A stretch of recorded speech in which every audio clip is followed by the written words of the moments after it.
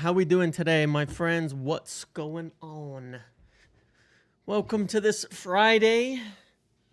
Lots to talk about today. Lots to discuss. We had an interesting situation where yesterday, right? Where, 10 minutes after we ended, Ornstein came out with that breaking story on Cobby. So I kind of realized we haven't discussed it, have we? I was thinking about that, and I was like, we haven't discussed it. I was trying to figure out what was I going to talk about today, because I woke up early to go on the Trinity again, and we spoke about it there, but it kind of was last night, and I tweeted about it and said all this stuff about it, and I was like, we didn't talk about it, did we? The Cobby situation. So we're definitely going to talk about that today. Actually, let me just fix this, because this is the old one. Let me fix this to the correct one here. There we go. We'll get into all of that in just a minute. Yeah, like literally minutes after I finished, we got that briefing from the meeting.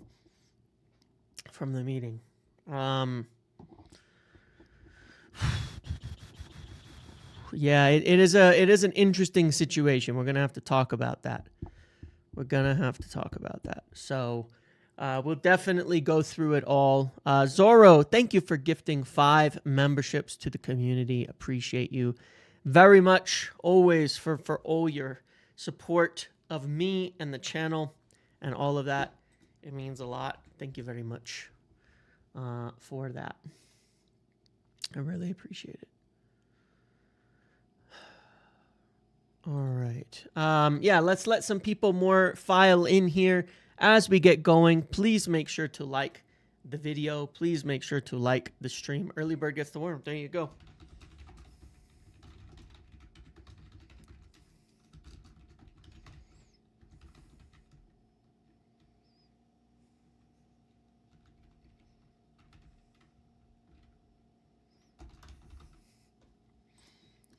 All right, let's get the poll up. I love the hoodie. Where do you get it from? I think this is American. No. Abercrombie. It's like everything I wear is from Abercrombie these days. They really fixed up their stuff a few years ago and make very, very nice clothes now. This is a wonderful hoodie. I have like 33 hoodies from them and 15 plain shirts. Hello, Mr. Presenter. I don't know your name, but I love this channel. Love your balanced, fair views. Thank you, Martin. My name is James. So there you go.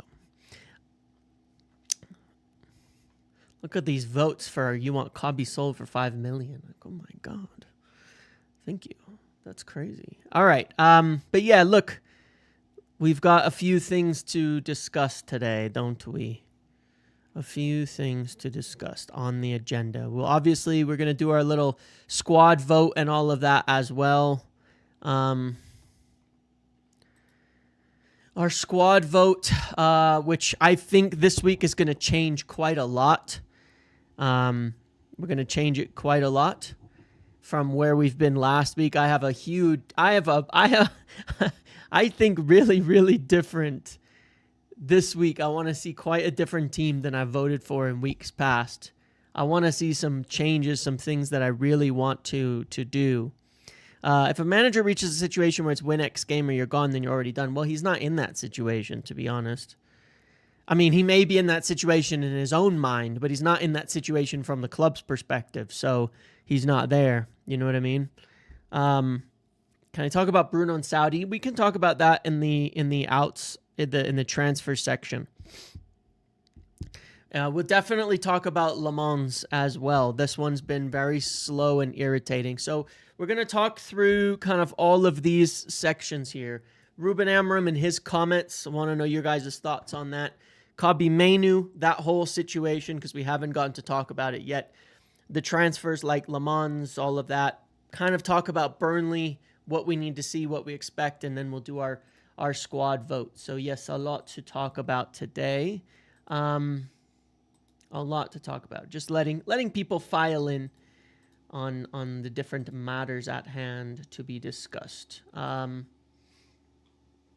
All right.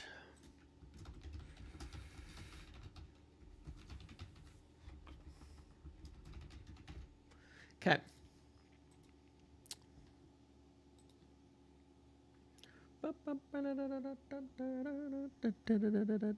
Does Henderson and Mainoo have the same agency? Yeah, I suppose you saw that thing. I have mentioned this before. I mentioned it in the start of the week about a certain agency. There is a whole lot of noise that comes out of said agency. They have very strong connections to English media. They like to put stories out there. They like to stir things up a little bit. They like to do all that kind of stuff. Personally, well, we'll get to it in the Mainoo section. Personally, is it possible for I'm not a big Amorim's fan. philosophy to be maintained in a 4-2-3-1? I know formation doesn't matter, but it facilitates most of our best players' emo.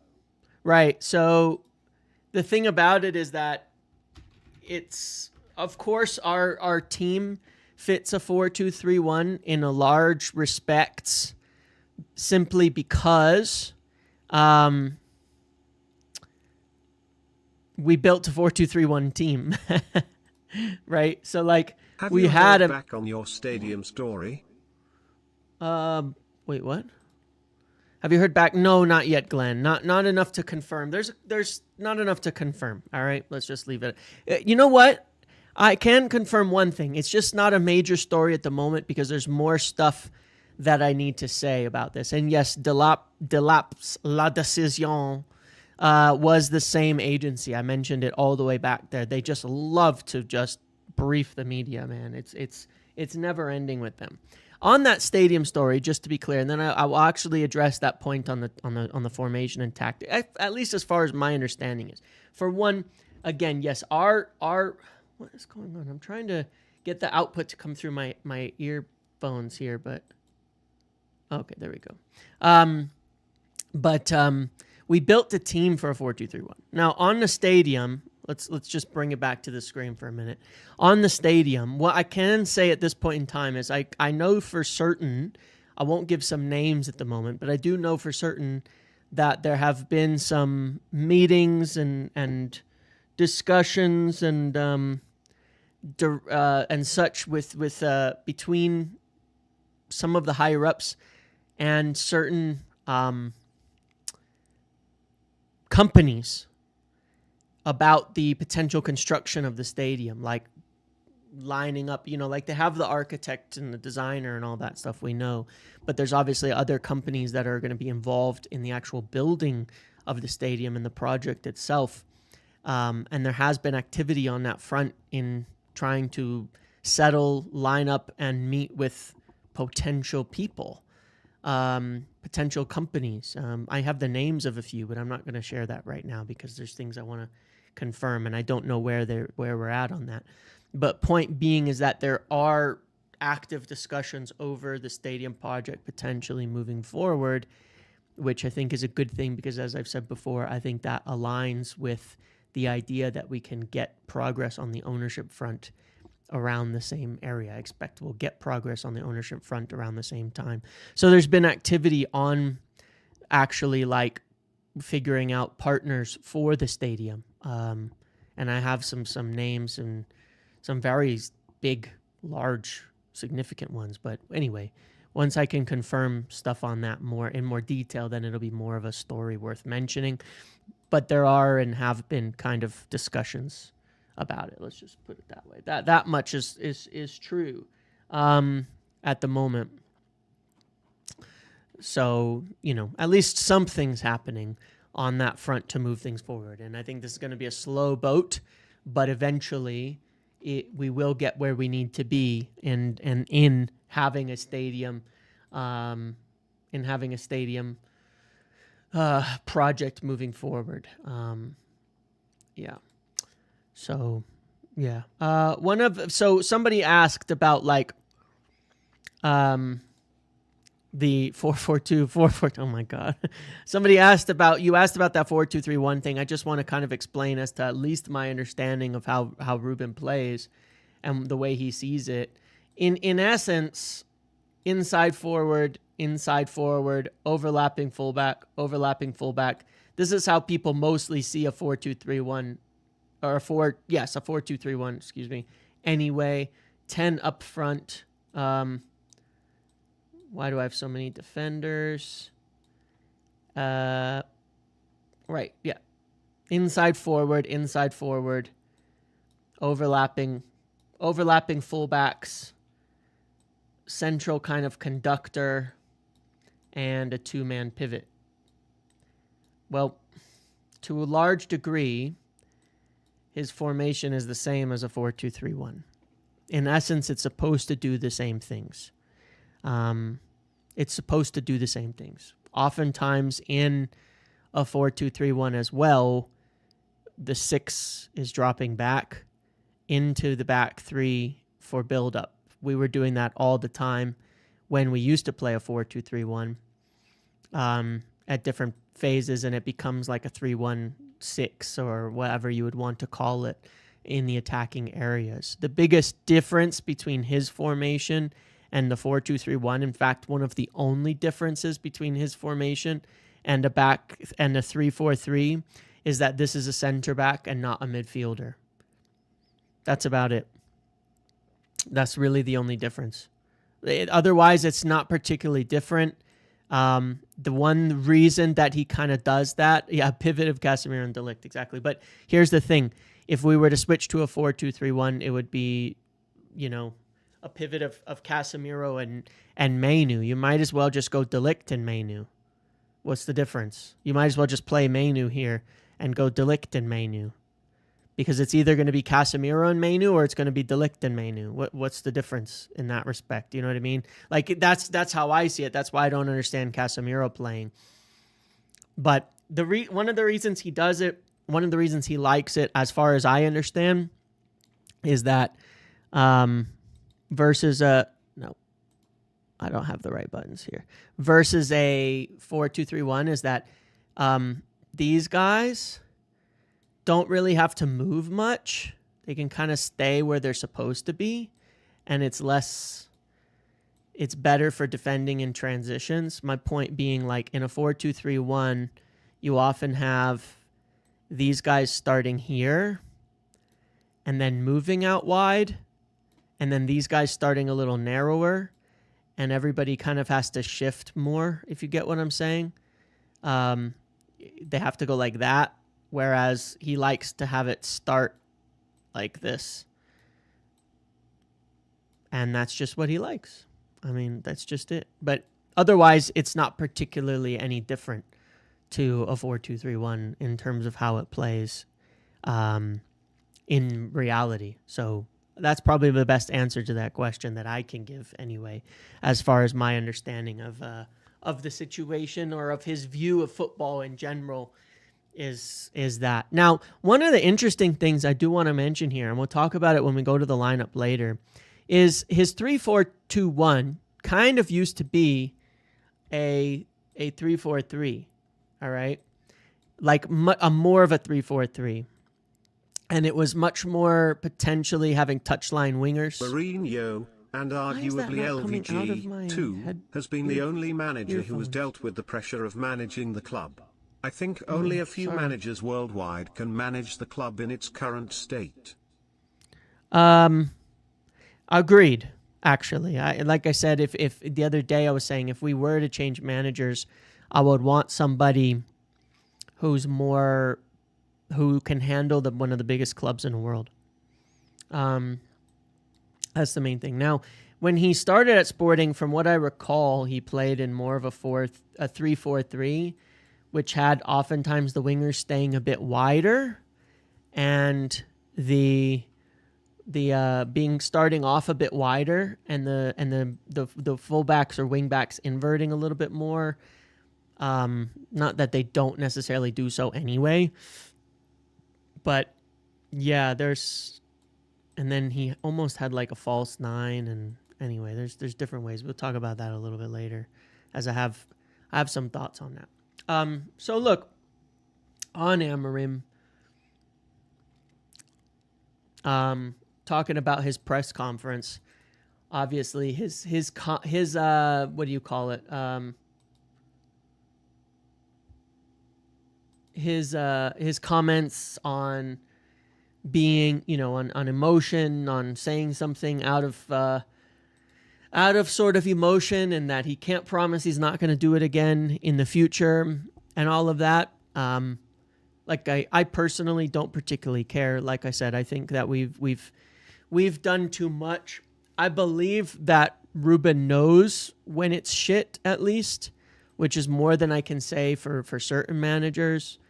From my personal opinion and my personal perspective, it doesn't really bother me. I'd rather a guy admit that things are bad than say everything is all okay and when it's not. At least I know under Ruben that he knows it's crap. Doesn't make it better, but at least he knows it's crap. And I actually genuinely believe that if it continues to be crap, he would move and he would leave and he would sack himself in that situation. I don't think he's quite ready, but if we were to lose to Burnley,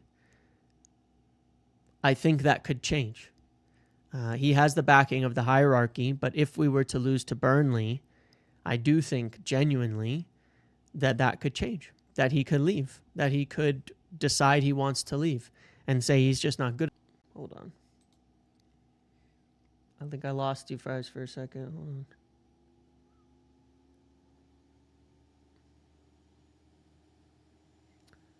Okay, sorry. My connection went dead for a second, but we're okay. We focus a lot on our tactics and formation we should adopt. Do you reckon to make plans on what to do about them, about the opposition, when or how to exploit them? If so, why can't we see it in games? I'll get back to that. But yeah, I think that, again, if we were to lose to Burnley and not be able to perform, and if he couldn't turn it around, then I do think he would consider walking away and actually mean it. And he might. And I'm not sure if they'd be able to convince him to stay or not at that point in time. I don't think that's what's going to happen, but it is possible. Obviously, it is. We focus a lot about our tactics and the formation we should adopt. Do you reckon they make plans on what to do about the opposition and when or how to exploit them? If so, why can't we see it in games? Of course, every single team makes a plan and a tactic involving the opposition.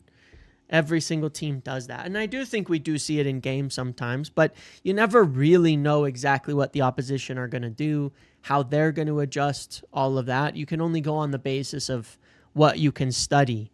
But I think we can see it. I mean, I think against Arsenal, we saw a very easy way of beating their press. We were very successful at it. They were not able to do anything. But that changes. That can change all the time. That can change all the time, game to game, based on what happens. It's hard to know it after that. You can't always outpredict them. I think that what United need to do for the most part is to, essentially be good enough that they're not the ones reacting to the changes from other teams, but they should be the ones that are asserting their own way of playing and forcing other teams to adapt to them. That's how I've always felt United should be at the end of the day. They should always be the team to be making others adapt, essentially.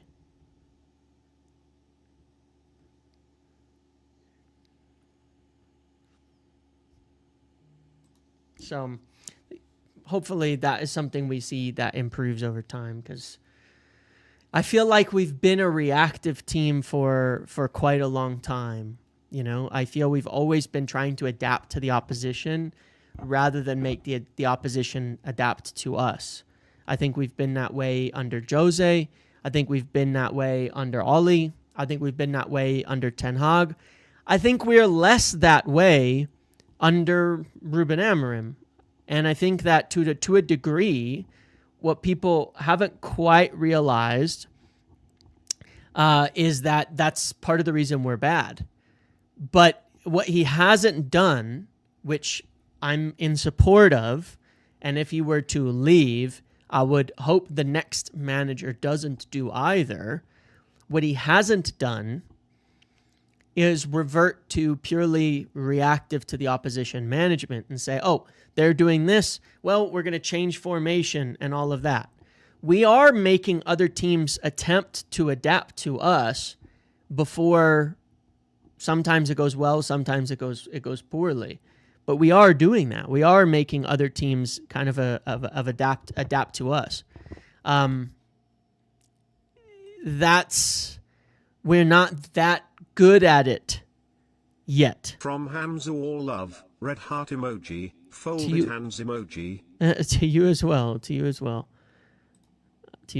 you for that. And that's just something we have to get better at. We're not good enough yet. Like Fulham had to kind of adapt to us. They did, and they adapted, and it kind of messed with us, and then we never were able to deal with that because we're not good enough at what we do yet to force to counter I guess when you're really good, you expect teams to try to adapt to what you're doing, and then they still fail to do so. When you're really good, teams can try to adapt, but you're still so good at what you do that they can't, essentially. That's not where we've been as a team. We're still at a point where we're not good enough. We're not adapting to the opposition. And so we're not able to counter the weaknesses in other sides. But then at the same time,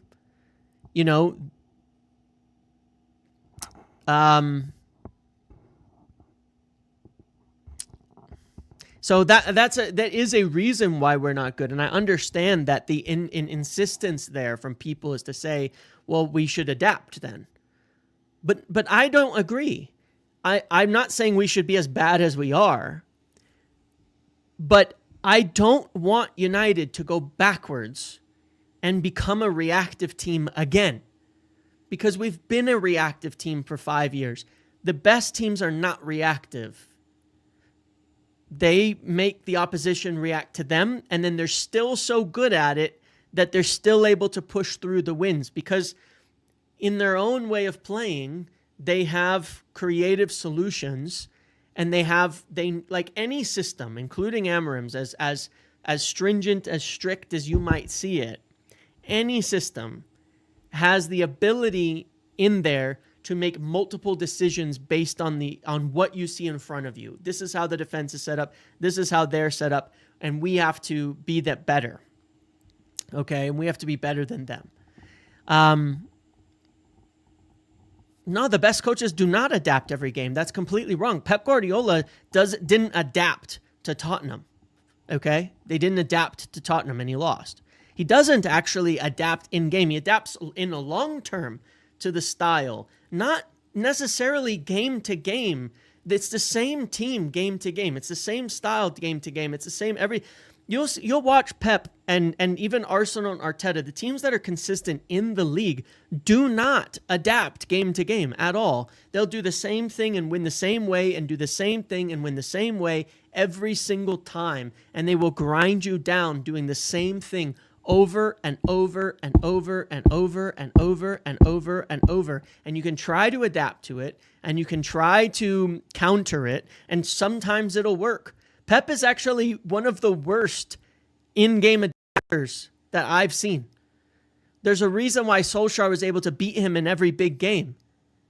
Because you can't adapt. You go at him direct, he can't fix it. If you're able to get in behind and attack his back line with direct and beat certain aspects of his press and counter press, he can't fix it in game. He doesn't have any counter to it, so he just loses. But he's okay with that. Because his system and how good they are at it and the quality they have on the pitch is good enough to win enough games to succeed. right? To actually get there, to be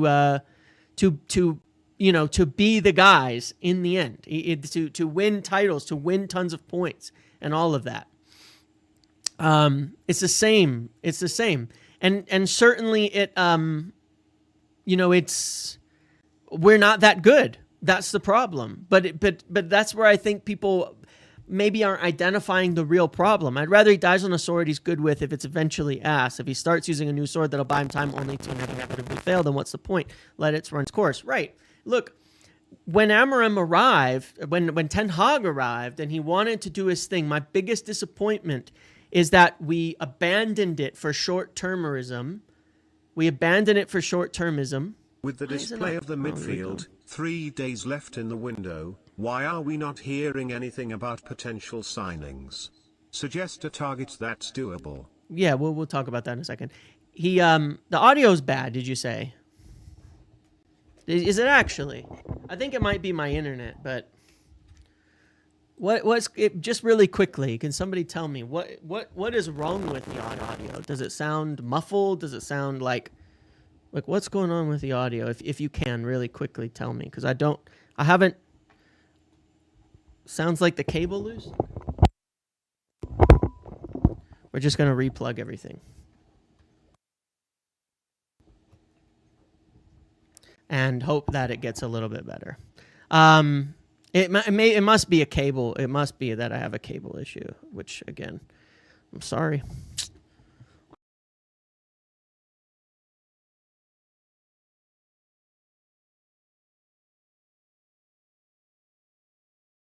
Uh-oh. There we go. We've plugged in our cables.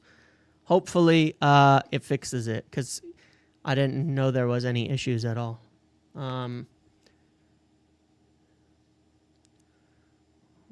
I just redid everything, so I think it'll be okay now. I've got my own. Good, better. I'm just gonna buy new cables. You know what I mean? I'm just gonna buy new cables. It was yeah. All right, cool. All right, that's fine. So I think we'll be okay. All right. Anyway, what I was saying is that, again, my view is that we're just not good enough. And what I did not want Ruben to do, which I am happy he hasn't done as of yet, is to go backwards and say, okay, I'm just going to adapt to what everybody else is doing, and we're going to go back to a defensive formation and counterattack and do all of that, okay? That I don't want, because I think that's getting us nowhere. It's moving us backwards. I want us to progress. And I think that to a degree, the reason it's so bad is because this is the first time that we've actually started this process and stuck with it. Does that mean it should be as bad as it is? No, I'm not saying that, okay? I'm not saying that it should be that bad. I'm not saying that it should be that terrible, but so be it. You know, I posted a thing, you know, there was an interview with Rashford, ironically, right? There was an interview with Rashford. I posted a link to like an Instagram that have it. I know it was somewhere else originally, but obviously did an interview with Gary Lineker and such once he was at Barcelona. And he spoke about this. And he said this. And he said, look, they've never actually changed. They've never actually gone in. They always say, oh, it's a team in transition. It's a team in transition. It's a team in transition. But we've never actually done it. And he says that. He says they've never actually started the transition. We've never done it. They keep saying it's a transition, but they've never actually done something and stuck to it. That's Marcus Rashford, who is essentially moved out under Ruben Amorim, saying what the problem is, what we've been doing under all these managers, and getting it exactly right. We've never stuck with it and said we're actually going to stick with something and do it. Every manager who's come in has ended up on the back foot and has ended up playing reactively and going backwards and never actually followed through on this. Well, Amorim is. And part of me wonders was it always going to be this bad if we actually did stick with this? Because when Ten Hag arrived, we lost 4-0 and what 2-0 or 2-1 or 3-1 or something on those first two games against Brighton and Brentford after a positive preseason, right? And I'm not even giving Ten Hag a hard time here, but I'm saying we abandoned it after those two games. The pressure, too much. The demands, too much. Everybody was like, it's too much. We can't lose like this. So we quit. We quit. We completely quit. We quit on the whole plan. And we started over. And he said, we can't do it, so let's do something different. And what did we do? We played Ole Gunnar Solskjaer football. We should credit Solskjaer with the successes we had that season, because essentially we played Solskjaer football but we added Casemiro into the midfield, right? That's what we did. And that's what we did for 2 seasons, except Ten Hag couldn't even do it in the league as well as Solskjaer could. I get we won a couple of cups, but Ole made it to the European final and all of that as well. So we essentially played a slightly worse, in my opinion, version of Solskjaer football. We just went right backwards. System a lot like Jay's as false CB 22-23. Correct. On a year-to-year, I'm talking about like a game-to-game. He doesn't change that much, Pep. He never really has. He does evolve. Don't get me wrong. System in the final third? Amorim, although poor so far, offers so much more around their box and in final third. Do you think Dorgu limits in the system? No. I think that a lot of it is just that we haven't got it sorted out yet and how everybody can play together. But my point is that whether Amorim is right or wrong, whether Amorim is good or bad, whether we've made it there or not,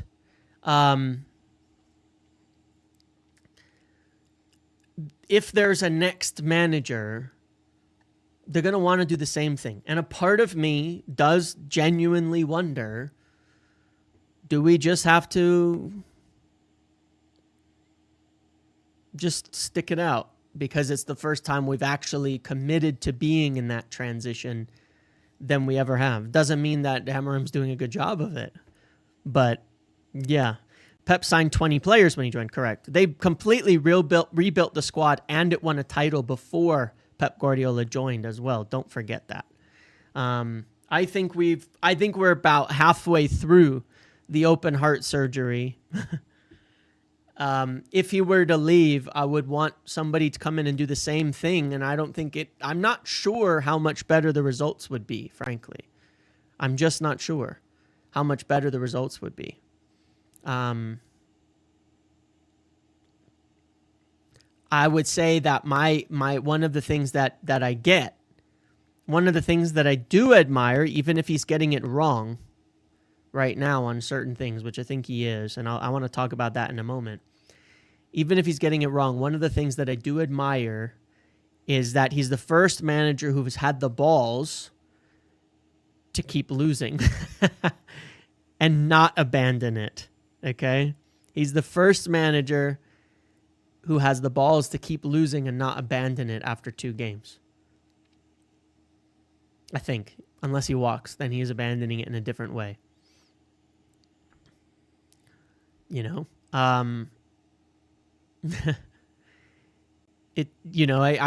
like that aspect of it. You know what I mean? I like that aspect of it. If we get somebody else in, will they do that, or will they give up after 2 games or 3 games or something like that and go back to something else? I don't, because I see people say, hey, get a 4-2-3-1, go back to go to this, play this way, go to a 4-2-3-1, stick Casemiro, Mainoo, and Bruno in the midfield. Fuck no, man. I don't want to. I personally don't want that at all. I don't want that at all. I just don't. I'm sorry. I'm so not interested in going back into that. I'm just so not interested in going back to doing that. Sit deep, play long balls from Bruno all game. I'm just not interested. It'll work. We can climb into the top 6 because we've got talented. And this is what Rashford said. He said you have you've got match winners, you've got good players, you've got all of that. That's what he said in his interview. He said you'll win things and you'll win the odd cup here and there and you'll do all of that because you have match winners, because you have good quality players, because you have, all of this. You'll do that and you'll win cups. He pretty much described what went wrong under Ten Hag. We won a couple cups. What we did under Jose, we won a couple cups. What we did under Van Gaal, we won a cup. He described that and said that's what we're doing. But it doesn't have the ceiling to actually ever end up in a title-winning team. It doesn't. It's just it just keeps you in purgatory forever. And I thought it was really, really, really smart. I've seen it before, but I was just reminded of it yesterday with Rashford's comments that he gets it. I mean, he gets it. He would know more than anybody, and he gets it. Yeah, he said good coaches too. Yeah, but he said we never actually committed. We just didn't. We never committed to that transition. And regardless of who's in the manager position, we do have to commit to that actual teardown. We do have to commit to that actual teardown of things. We just do. And look, it's just an interesting philosophy. We should have sold Bruno and reinvested in the midfield. Yeah, and that's one of the things that I critique and say we didn't commit enough. That's, for me, what we're doing right now. The biggest mistake that we've made is we didn't go all in. We should have gone all in. We should have sold Bruno. Casemiro should be on the bench. Not because Bruno's bad. Okay? Not because Bruno's bad. We should have sold Bruno. Casemiro should be nowhere near the field. The keeper should be nowhere near it. No, again, I think nobody who's been here for more than 2 years, and that hurts me to say, but even including potentially Maguire and Shaw, just, I guess Maguire's expiring next season, this and that, whatever. We should have gone all in. It would have been hard to shift some of the other players. That's why I use Bruno as the example. We should have sold him. Not because he's bad, but because we should have gone all in on changing it. We shouldn't have compromised in this at all. We should have gone all in. Sold him, gotten another 6, that can partner Cobby, a young player, and just gone all in on the new strategy. I was, to be fair, at the start of summer, I was pretty pro that plan. After the Europa League final, I said, that's what we need to do. It's a get out of jail free card from not getting the money from Champions League. But we should have gone all in. That's I think our biggest, I think that's the biggest mistake that we've made. I don't think that means we're guaranteed to fail, but I think we did it not enough. And I think we should have gone even further. Because then, if you sell Bruno, if you do all of this, and you commit to a very young team, then even if you're losing a little bit, it's more justifiable. I find it crazy that we're losing more games in big part because of the players who've been here. That bothers me. Like, our worst performers are the players who have been here, for a long time this season. They're the worst performers. It's just the truth. The ones the longer they've been here, not 1-to-1, because Maguire's been pretty good, but not 1-to-1. But for most of them, they've been the worst performers. They've been the biggest contributors to on the pitch to our losses and failure to win in the first 3 games so far. It feels like they're struggling more than the newer players to get in, to understand what we need to do. Dallo, obviously the keepers, and yes, Bruno, to figure it out, and Casemiro. The guys who've been here from before are the ones struggling the most to get it and to help us move forward. That, I feel, was a mistake. I think we needed to be more ruthless. We needed to just clean house fully. That's what I think we needed to do. You know, I think it would be fine to keep the guys who've been here from before and are younger, but, you know, yeah. So, don't know. But anyway, we'll see what happens with Amorim. I don't really care about his comments. You just need to win games, and then it's all good. Even Ahmad is struggling a bit now too, but you know, maybe that's fitness, whatever. He's young, so I can give that kind of excuse to him to a degree, but time is not on everybody's side. But yeah, I mean, look, I don't disagree with you there. For Bruno, Casemiro, Dalot, worst performers. Why are they playing? Why was any faith given to Onana? That's the mistakes that I would say we made. We were not hard enough. We were not hard enough. Yeah, Ahmad was ill before and all of that, but we were not harsh enough this summer. We should have really ripped it up. We should have really ripped it up. Unfortunately, I think that's what we should have done, and I think that's part of it. That's part of it. But anyway, I don't know. I guess we'll see on that front. Now on Mainoo and his situation, okay. Where does it stand and what's the reality on this? Look, at the start of the week when all this noise started, I told you the thing that I pushed back on, and I very explicitly tried to explain it on a video and get it into a smaller section of things, is that what I pushed back against was the narrative that the club want to sell him and are pushing him out. Did you not see, like, it was interesting because I had some people come to me after this news broke yesterday and be like, what is it now, James? You know, you're bullshit. You were saying this and that. Listen, use your ears. Listen to what I actually said. What I pushed back against very, very strongly and made really explicitly and abundantly clear is that the club have not been forcing Mainoo out, and the club want Mainoo to stay.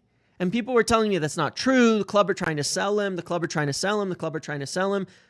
A whole bunch of shit being given to the club for trying to sell academy players. Now you look 3 days later, what actually happened? He tried to leave and the club said no. The club said, no, you can't go anywhere. We want you to stay. We're not letting you leave. The club have not been trying to force out Mainoo. The club have not been trying to force out academy players. This is a bullshit. This is a bullshit narrative. They will still sell him reluctantly if they get a decent enough offer. That applies to everyone. Like I said, they don't want Mainoo to leave. They're not trying to kick him out. The things all noted, they've made 3+ contract offers to him. They want Cobby to stay. Okay? The club, the management, everybody involved wants Cobby to stay. The noise on the earlier in the week was from his agent. That's exactly who it came from. Because on his side, he wants more minutes. And ideally, I would suggest also to agree a contract. People can say it's not about money, but he's only on $20,000 a week. He may think he deserves more than they want to pay right now. That is an issue. That is an issue. It was in Ornstein's thing as well. That I think it was, right? It was saying that, you know, that they're wary of giving these high contracts to young players, that then there's no another step up. Like I said, that is an issue. And the idea that it has nothing to do with money is not true. It does have to do with money. He's obviously worth more than $20,000 a week, but they've been offering him more than that, and he hasn't accepted it. I'm not using this to blame Cobby. I just want to make it very clear. Obviously, though, money is a factor in the noise. It is.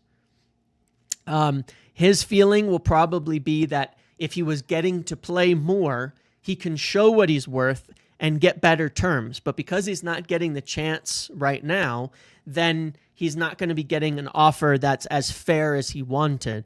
But unfortunately is also happening at a time where he's been here while there's been huge contracts. And that's all gone. You know, Ineos are cutting those contracts out. But he's been here since before that. And so you're looking at Mason Mount, $250K a week. Casemiro, $350K a week. You know, big contracts for undeserving players, and saying well, why do I not deserve closer to these when I'm, an up and coming star, player and all of this, whatever. Like, I get that. It's bad. To a degree, it's bad timing, but they're not going to compromise on it. They're not going to give him 200,000 a week or 180,000 a week or anything like that. They're just not.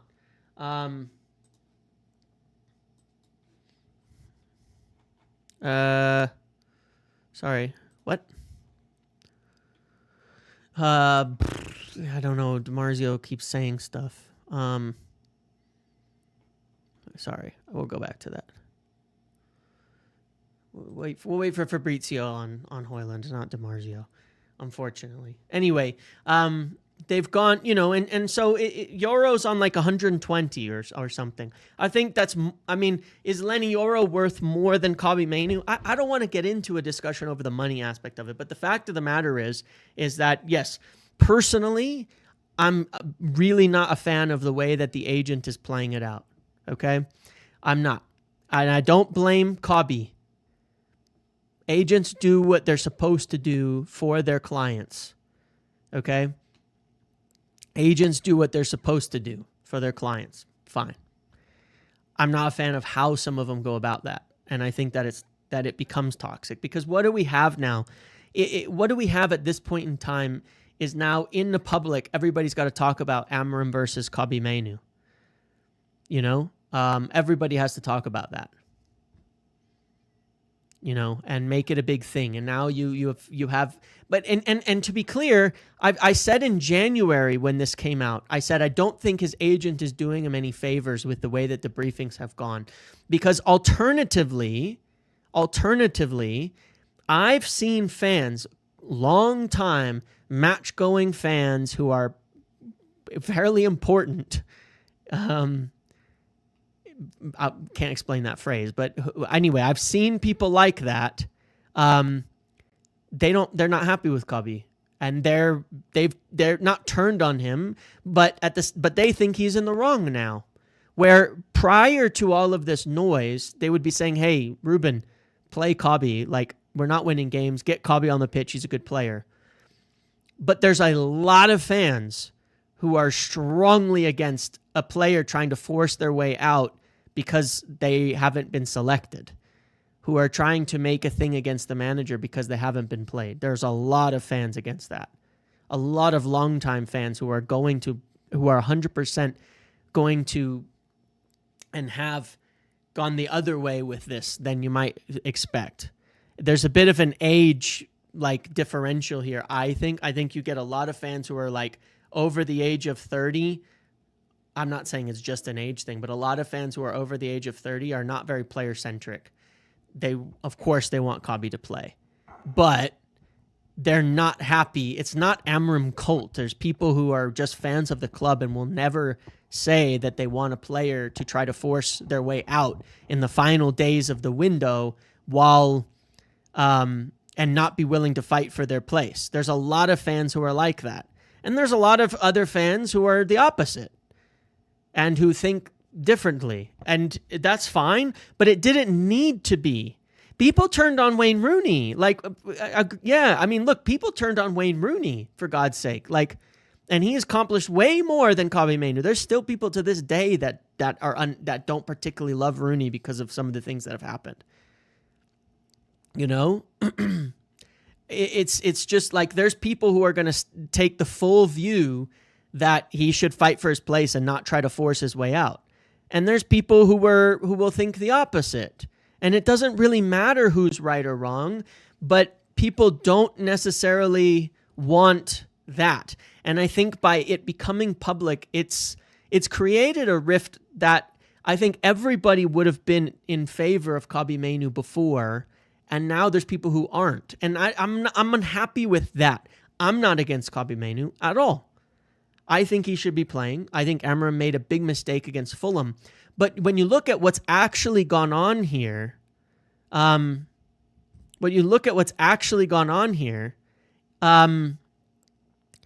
what happened? Thomas Tuchel obviously told Kobbie Mainoo he wasn't in the English team and told him he needs to be playing more regularly to get in the English team on Monday, and he lost it. It's only been 2 games. And he played on Wednesday. It hasn't been that long.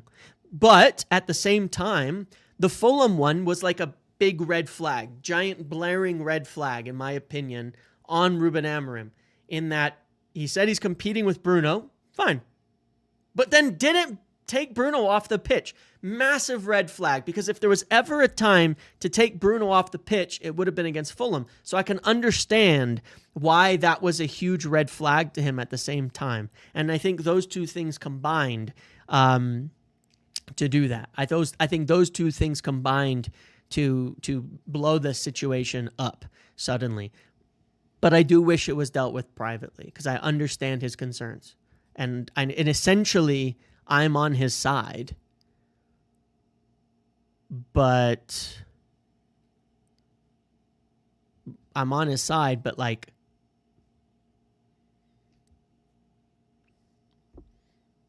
I don't think it needed to be so public, because I don't think it helps the situation. I think this could have been dealt with privately. I think they could have had a meeting during the week and said, look, I'm not in the English squad. I'm worried. You said that I'm competing against Bruno, but I didn't get a chance to play when Bruno was struggling, and you admitted he was out of it. What's the deal here? Am I going to get to play? Otherwise, I really do need to leave and play. That whole conversation could have happened privately without all the briefings on Monday, Tuesday. It all could have happened without that. And we wouldn't have had the drama, and we wouldn't have had the mess that we had, that we've had in the lead up to this. So again, I don't blame him at all for the situation, but I do not like the way that it's been dealt with. Okay, at the same time, by his his thing. So it can be, unfortunately, look, the truth of the matter is, unfortunately, when things blow up like this, there's almost always more than one party who has a fault in it. Okay? And from Ruben's standpoint, it's like this. Someone asked me last night to do an analogy, so here we go. Are you ready? This is the analogy I take with Ruben Amorim, okay? Imagine this. Because this is my biggest critique, and this is what's going on, and this is what kind of bothers me. All right, he's using these players. Essentially, he's using these older players. What Ruben Amorim is doing wrong is he's using these older players, these guys who don't have a future, and we're not winning anyway. And if we were winning anyway, it would make sense, but we're not. And he hasn't changed it, and he hasn't done anything about it, and he hasn't fixed it at this point in time, and it's bothering everybody. Right, but there's also other things that Ruben has done, ex-wife. Right? But just imagine you got a wife, and you used to live in like squalor.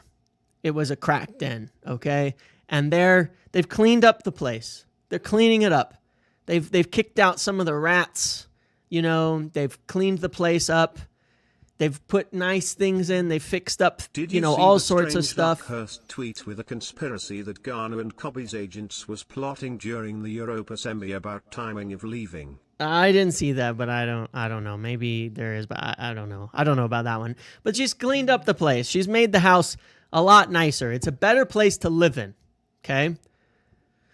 But you love to eat. You love to eat. Eating is an important part of life. All right. You've got to eat. You've got to eat. And she's got to cook. And every single night, she's burning your dinner. Every single night. She's not cooking. She's cooking up shit. All right. And she's using these old pans. They're no good. They're rusted. They've got soot flaking off of them. And they don't transfer heat very well. And they're burning the plate. They're burning the dinner. There's no cooking going on here. And you say, hey, you know what? Why don't you use some new pans? Why don't you use some new pans? You may not be used to these new pans. But they're really nice pans.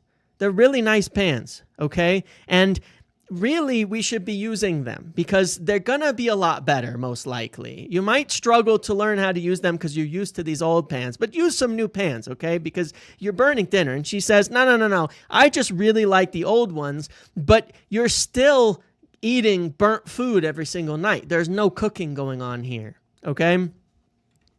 And so you say, all right, look, here's the deal.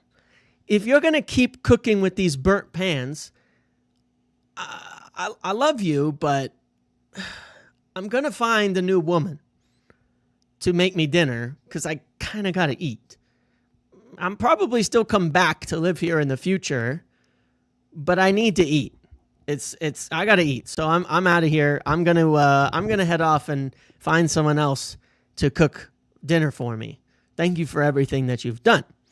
And then the question becomes like, does your wife stick with the old pans? Do they use the new ones and make everybody happy? And some people might say, you know what, just get a new wife. I see that in the comments. People will say, just get a new wife if she won't cook properly.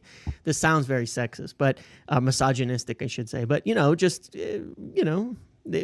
a new wife. And the truth is that you really shouldn't be replacing your wife just because of her preference in pans. That seems a little bit silly. It's such a little thing to replace your wife over, to say, go get a new wife. At the same time, it's not always that easy to get a new wife. It's not, sometimes you get a new wife and it doesn't work out, and she's actually worse than your old wife. That happens too. There's no guarantee you're going to get married and it's all going to work out, because you've been married before multiple times and it hasn't really worked out, and that's how you ended up living in a crack den and squalor in the first place. So, what's the easy solution here? She just should hopefully accept and use these new pans and stop burning dinner. That's the answer, all right? Stop burning the dinner and use the new pans. That's Your it. analogies That's need the more answer. work than Amorim's No. system. The analogies are good. The analogies make sense. So that's the long story short on this, okay? That's it. That's it. That's it. We're okay. It's not personal. It's not personal. It's not personal. Yeah, you eat your wife's cooking anyways, and people will tell you, look, you love your wife, just stick with it. I'm sure she will figure out the cooking eventually. Maybe in a year. We have to suffer. We have to suffer for a year with bad food, but eventually it'll be okay. Still, it'd be a lot easier if she just used the new pans. She might figure out how to adjust to the old pans and make good food, but just just get the new pan. Just get her cooking lessons. Thank you. No, it's okay.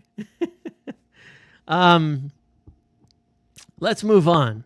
But yeah, that was that one. What do you think? Rated out of 10. Give me a number. Rated out of 10, that analogy. It made sense to me. Is she good? See, that people ask that same question. People ask that same question, Damien, when I said this in Discord last night. And the answer is decent. Like I said, there's a lot of things that she does well. But the cooking is a real problem.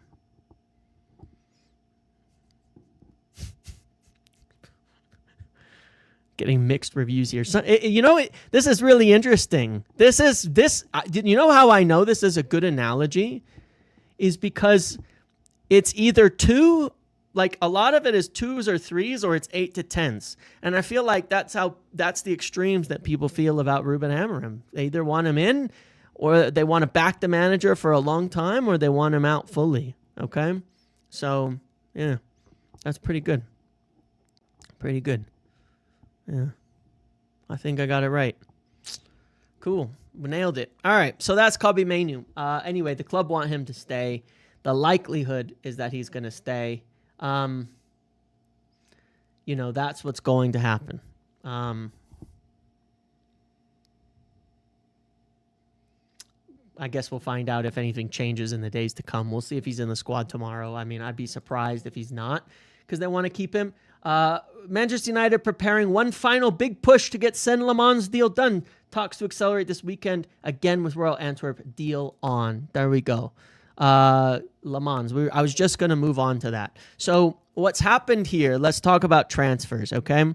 What's happened here is that, as I said in the last video, Galatasaray came in. It's always perfect. Fabrizio, times his tweets with my videos just so well. I have to commend him. I really, really do. But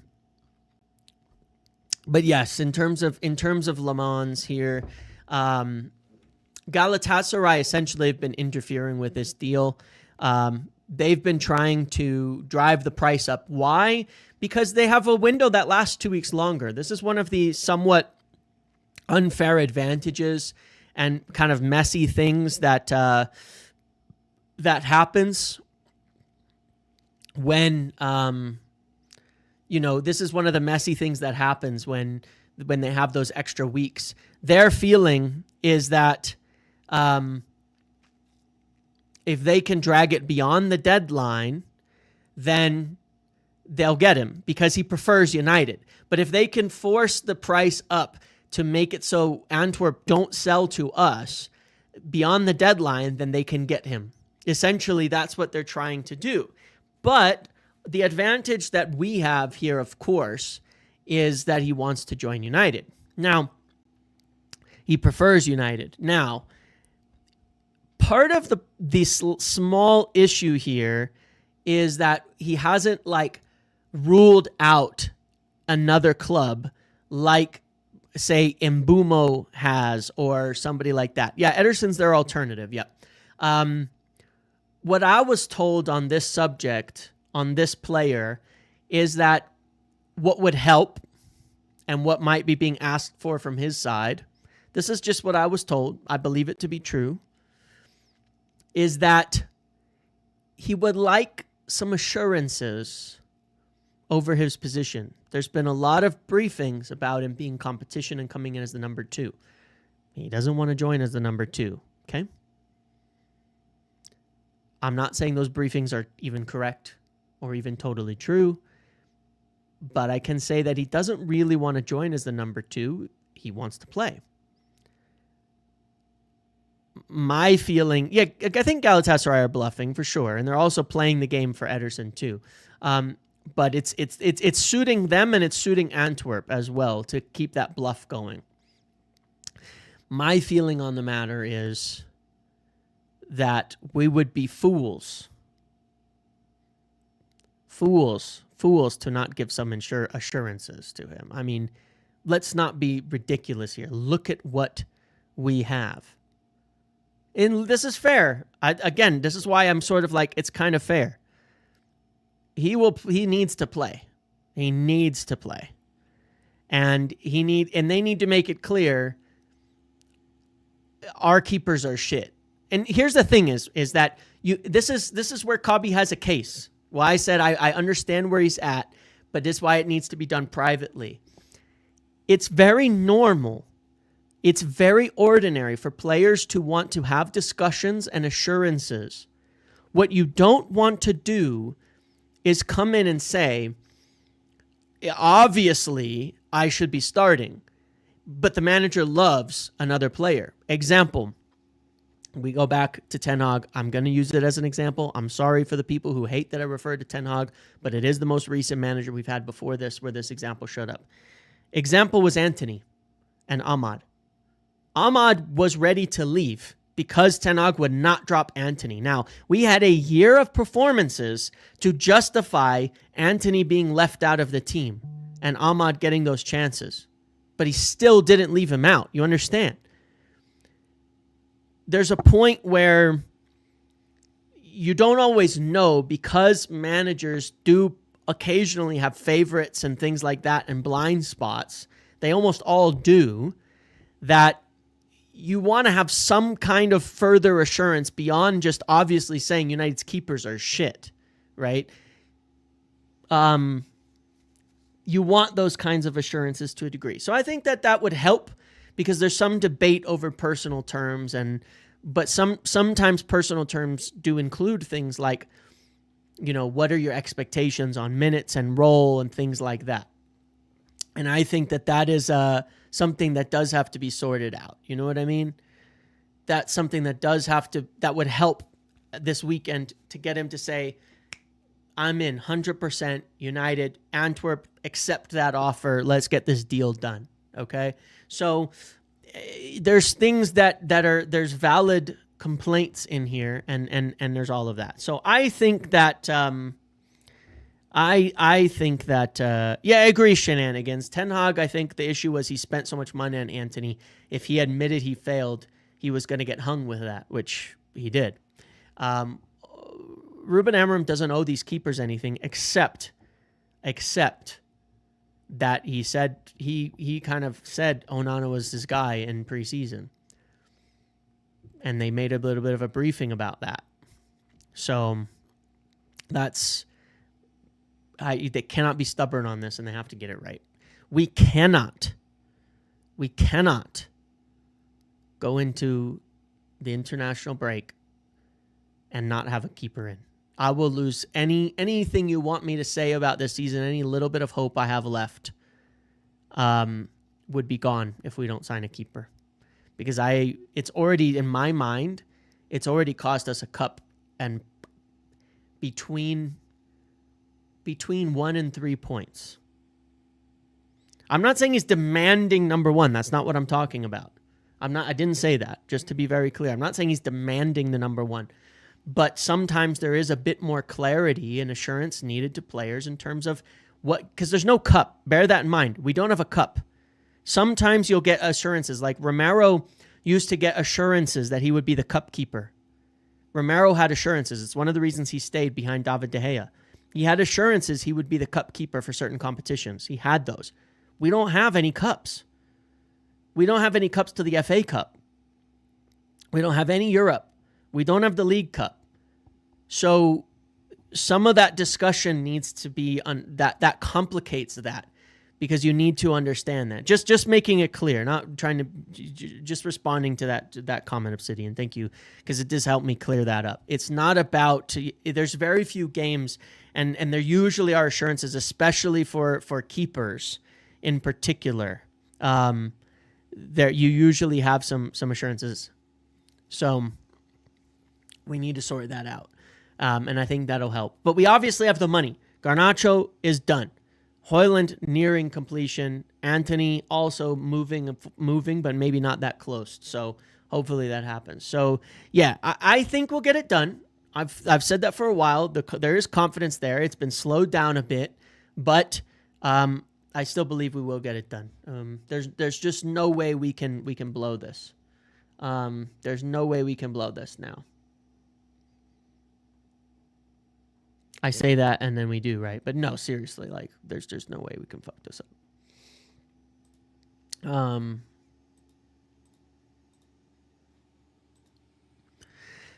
Beyond that, obviously you're continuing to get talk about the midfield. There's even still small reports like, could we still sell Bruno? I think that I didn't see the Castles thing, but he also seemed to confirm that there's an offer that this Etihad offer, the Saudi offer, is sort of real, even though it's kind of stalled out at the moment. Could it still happen? Could Bruno still be sold? I have no idea. The expectation is near zero, right? We don't have any midfielders, and the names that keep coming up are the same names. So will we see a surprise? Will we see a surprise? I don't know, man. I wish I could say more. I know that they're still keeping their eyes open for it. I know that they're still talking to people about it. I know that they're still exploring options and seeing if there's anything they can do in terms of business in there. But I don't have any name at the moment. I just don't. I don't have any name beyond the main names of the Wharton, Yeoman, and all of that. Yeah, he said the offer's real, but he said he wouldn't go. So there you go, right? The offer was real, but it's very unlikely that Bruno will obviously leave.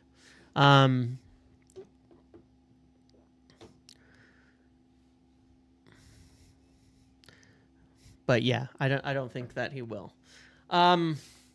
There was that weird like Chouameni offer that we talked about yesterday. I doubt that's us, but I don't know. You never know. Maybe we try something weird here. But look, I'm not optimistic about it. I'm very optimistic about Lammens. That one should be happening. I'm not optimistic about anything beyond that. And I think that, look, My view is that a good keeper, a solid keeper, will have us at least doing okay this season. I think it would have changed I think it would have changed two, if not all of the results, frankly, from the first 3 games that we've played. And I think that that's meaningful, and I think it'll keep us from disaster, and it'll stop us from constantly being sabotaged. And I also think, I was watching the thing on the overlap guy, like Keane and Roy Keane and Neville and all that. And Keane said too, and he usually doesn't particularly make excuses for defenders, right, in how they play. But he said that having a bad keeper will kill your confidence as a defender and make you question everything. Like, it's so how hard it is to play in front of a keeper that's so shaky. So I think it'll have a bigger effect on the team than just the straight upgrade from Onana or Bayindir to another keeper. I think the confidence factor is massive, massive as well. I think the confidence factor is absolutely huge in that respect, in addition, that in terms of how it'll help the team play. So that's my hope anyway. I think that's true. It makes a lot of sense to me, and I would expect it makes a big difference. And Gary Neville, yeah, I saw that. He said we recommended Raya, and somebody said he's not good with his feet. I said one time, some time ago, about the view on keepers from some people at the club, and there was a time it was very questionable, and maybe it still is. I don't know, but it's one of those departments where I'm like, I don't actually know if we have anybody worth their salt in the keepers department.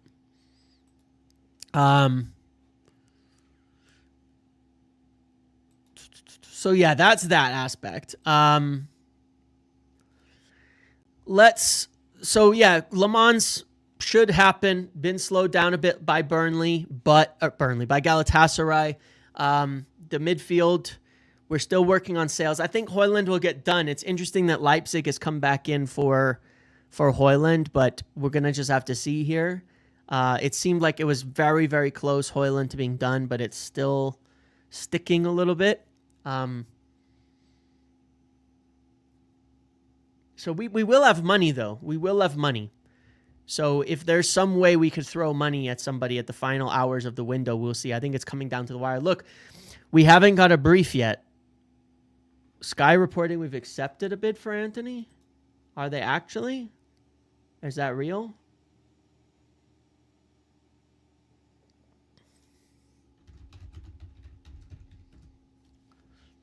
Or is that bait? Josh, let's see. I don't see anything on that.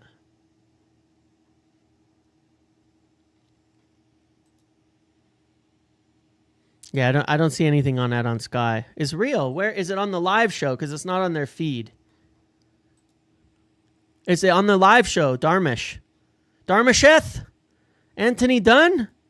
Okay. Hey, okay. Thank you, guys. Thank you. I got it, Jimmy. Thank you. Let's take it out. This is big news. Breaking news. I'll get copyrighted if I show the video here. Hold on. Let me just listen.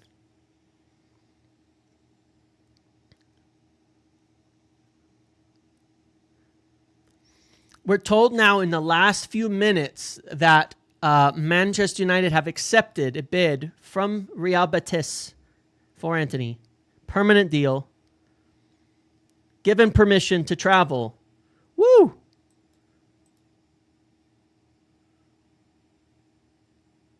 Oh, shit. Here, I'll pull it up now. I was just listening to Darmish. Anyway, he said it in the video. That's it. So, Antony gone. It's over. It's done. Let's see what the yellow... We should get a yellow on the Sky. There it is. Man United accept bid for Antony from Real Betis. Winger's been permission to travel. They have to agree personal terms. That's fine. That shouldn't be an issue. Boom. Antony, done. He's gone. He's gone. It's over. He's gone. Garnacho, gone. Anthony, gone. Sanity, almost gone. We've got money. We've got money to blow. What can we do? We've got money.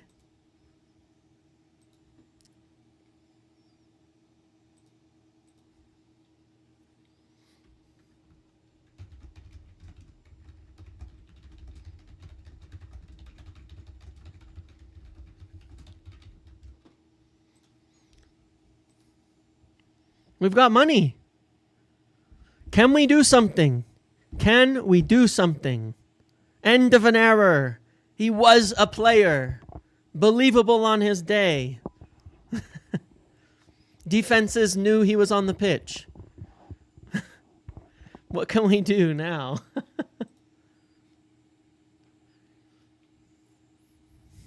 What can we do?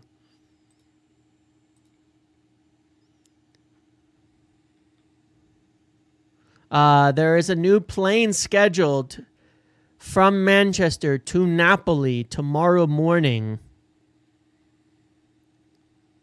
There is a new plane scheduled. He also says Sancho can still be on the deadline, right? Beyond the deadline is, I think, what he's saying, what he's referring to there.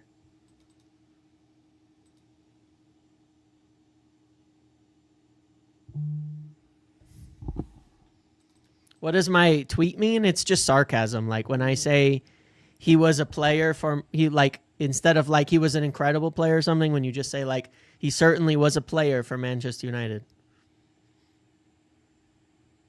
Yeah, there's a plane scheduled.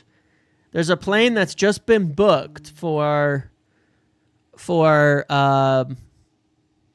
Manchester to Naples tomorrow morning. What's an analogy for Anthony leaving? It's just, that one's easy, isn't it? You don't really need an analogy for that one.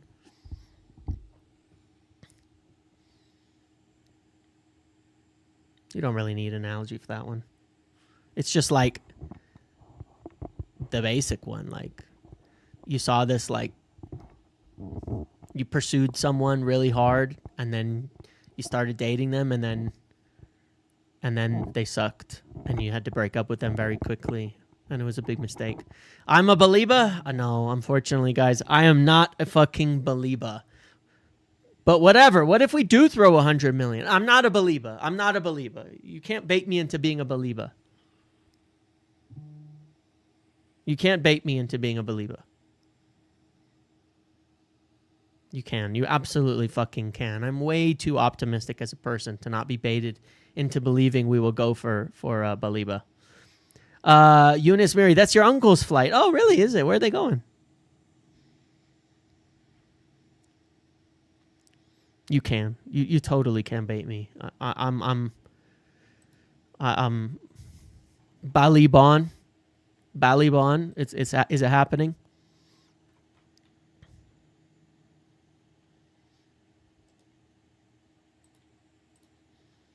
Is there a chance?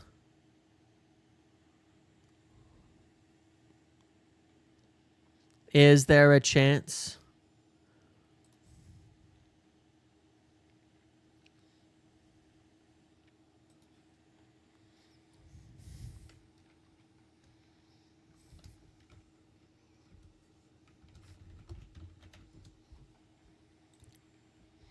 Is there a chance for Baliba? No news on Anthony from Fabrizio? I mean, but this is Manchester United. This is Manchester United we're talking about here.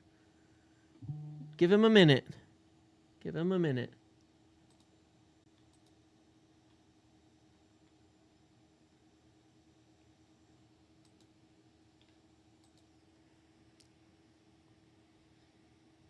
Is your trefoil hat fitted or snapback? Fitted.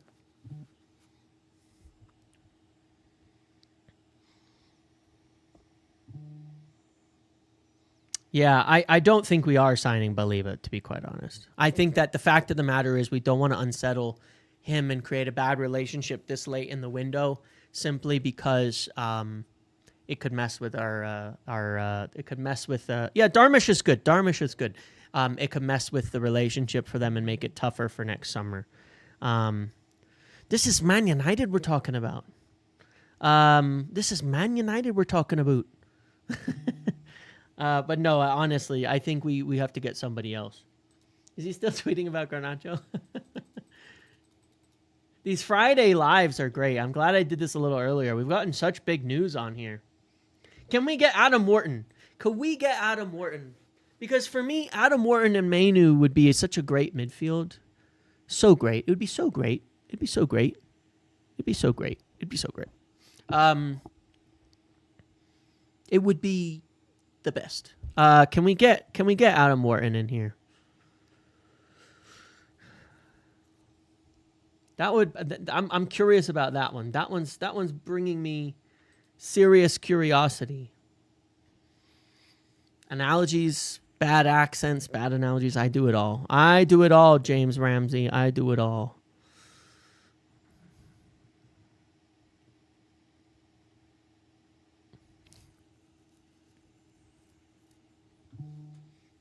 I do it all.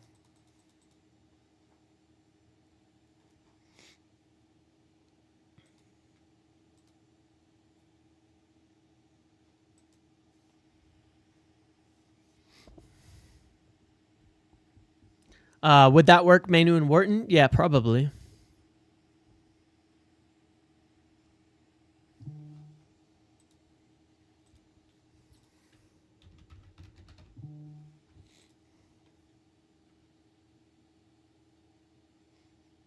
What?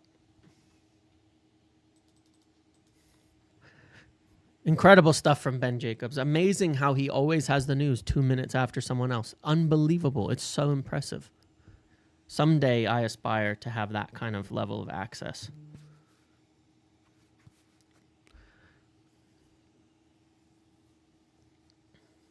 Really, really cool.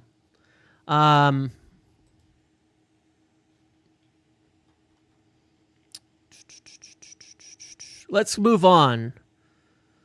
Let's move on, and more might come out here.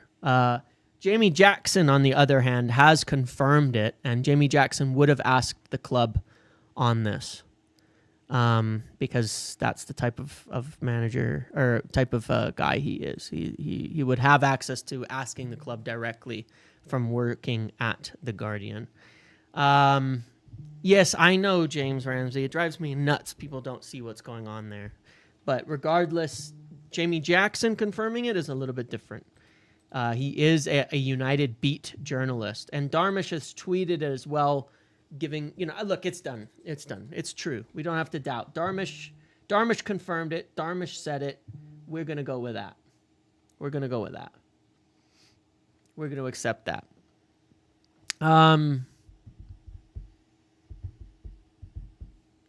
We're going to accept that. Cool. Let's move on to the next phase of our video. Talk about Burnley for a minute, and then maybe more will be coming out here shortly. I want to go to Burnley.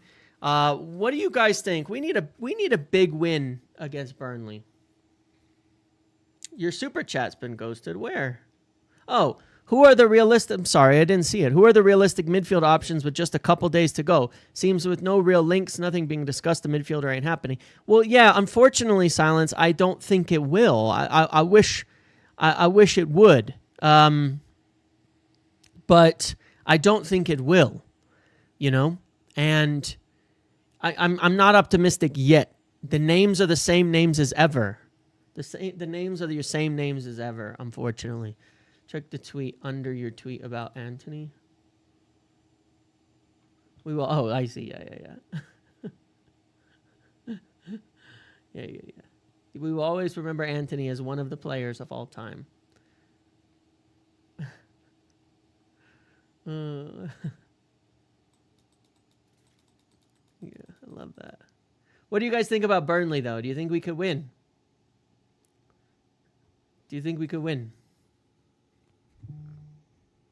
Do you think we'll win?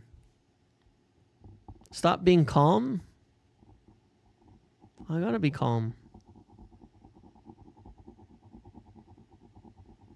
No, it's all good, Silence. I did miss it, I think. We have to win, right?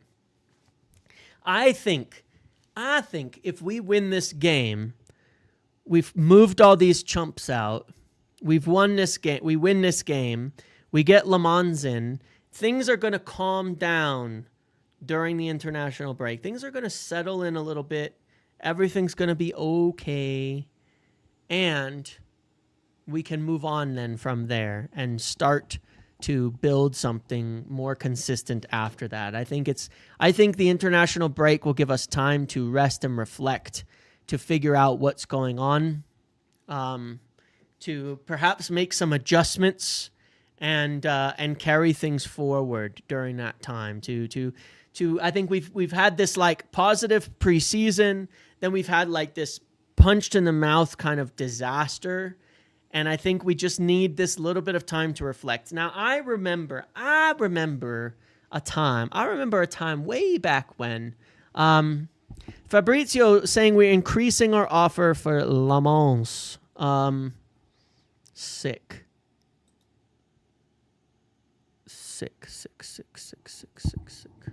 I'll be right back, dudes. Wait, no. Yes, I'll be right back. Give me 2 seconds. I got to do something really quick. I'll be right back.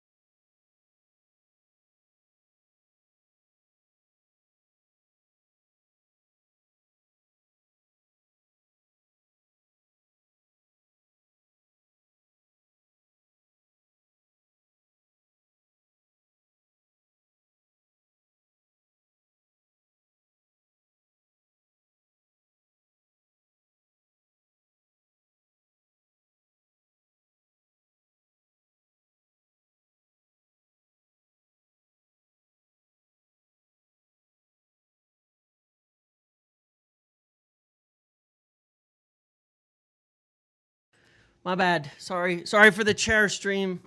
Sorry. Was not taking a poo. Was not. Sorry. Fabrizio says, exclusive. Manchester United ready to increase their bid. New proposal ready to accelerate over the weekend. Lammens wants Man United move price tag 25 million euros. So that's really good.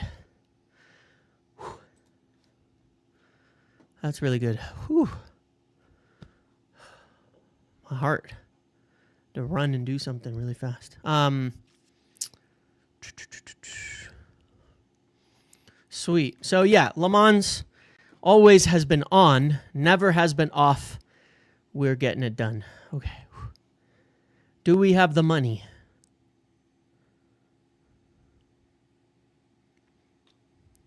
Do we have the money to get something else done?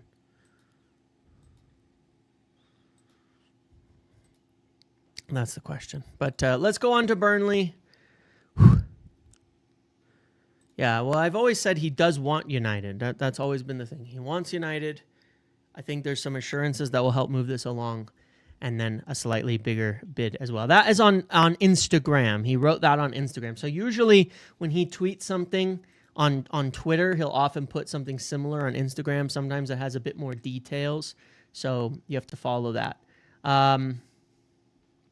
as well if you want to get all the details. But this looks good. This looks very, very good. I think we're going to get Lammens. I think we're going to get him. And I think we're going to beat Burnley. And I think our whole season's going to turn around. And everybody's going to eat crow in a few days. Let's go to the vote, because I want to talk about this. And I want to look at the squad. I want to look at all of that. I don't have anything new to tell you in terms of the midfield, because we have the same guys there. What's the fee for Anthony? I imagine it's not much, okay? But it doesn't matter. As long as with these deals we are getting their amortization off, we've got room to work with in here. We've got room to work with. We don't know yet, okay? So I think we're going to beat Burnley. I think it's going to go well. Let's talk about the squad vote. I want to do this with you guys because I've got an interesting idea for the squad vote. I've got an interesting idea for the squad vote in terms of what I want to see, okay? Now, let's end this poll here. Let's start with our striker here. I know there's a Manchester to Madrid flight too.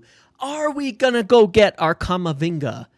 Are we? Or Tchouaméni? Are we gonna try? No, probably not. But I can't. This is the stage of the window where I'm gonna lose all sense. So don't take certain things that I'm saying here in my usual way of such professional reporting that I do. Right now, I'm just going to Muppet as much as possible and hopefully will something in. Could we go for Tchouaméni or Camavinga? Could we try to nab one of them from Madrid before the end of the window? Two players that we've admired very much over the years. Two players we really like. Two players there. One of them who may not be in the plans, and two players that could fit into things. Could we go?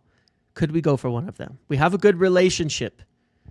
We have a good relationship with Madrid. Could we do it? Could we try something there?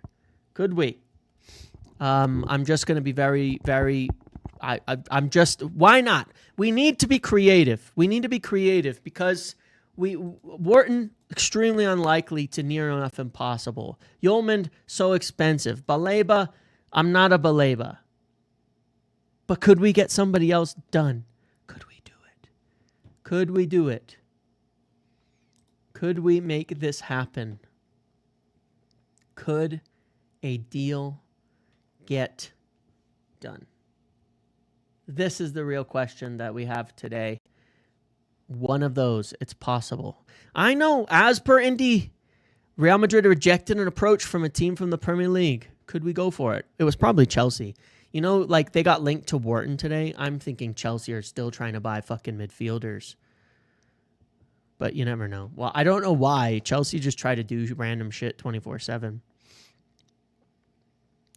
I'm not saying it'll happen, but this is the time to throw logic out the window and pray. It's a time to throw logic out the window and just pray, okay? Just pray that we go and try and get something done that's a good player that we haven't heard about. Anything can happen in the late days of the window, all right? Anything can happen. Anything can happen. Anything. Zorro, thank you for the gifted memberships. Let's do our squad vote because it's already an hour, 33 minutes in. I want to get this done, and then we'll see if there's anything else we want to talk about before the end. There just might be. Let me send a message first really quick.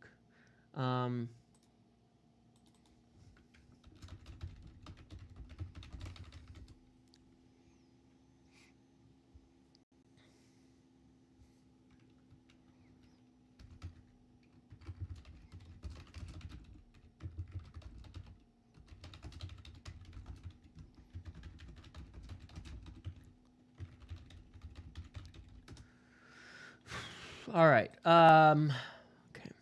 Let's go to the vote.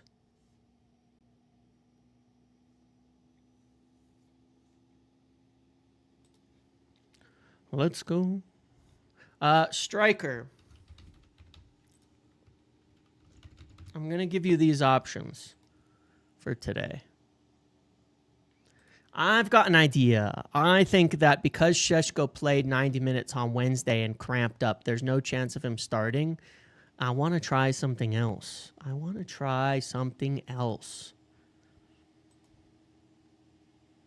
It doesn't matter. I can give Xerxes as an option in the 10s as well. I've got an idea. It's 20 million for 50%. I mean, that's not bad. Gallagher. Madrid flight would be us getting Conor Gallagher. You know, there's another random call. Conor Gallagher.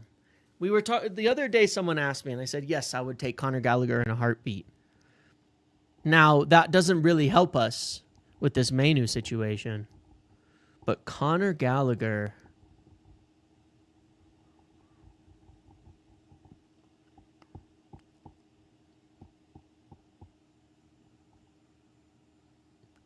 that would be great. Conor Gallagher. Love that guy. It's like having another Mason Mount. It's like another slightly different Mason Mount, a very intelligent player who works his ass off and is also happens to be kind of Englishy and just a bit. He's like the midfield Mason Mount. He's like a slightly deeper Mason Mount to me. That's how I see Conor Gallagher. I would like to have those kind of players in the squad. I like those players. If they're fit, they help you. Yes, yeah, you got it. He's the Mason Mount of midfielders. I'll take that. Exactly.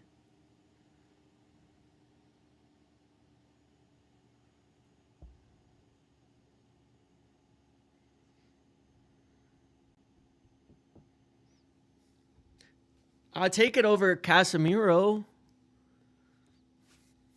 right now. I don't care, man. You don't know what I would do these days. He's got one hell of an engine. I want engines, man. Give me the engine. Vroom, vroom, vroom, vroom, vroom, vroom, vroom. Okay. Let's go. Let me do Ahmad here because I really want you guys to just... I want you to consider when I do the Ahmad poll. Should he play in the right wing back? Should he play in the 10?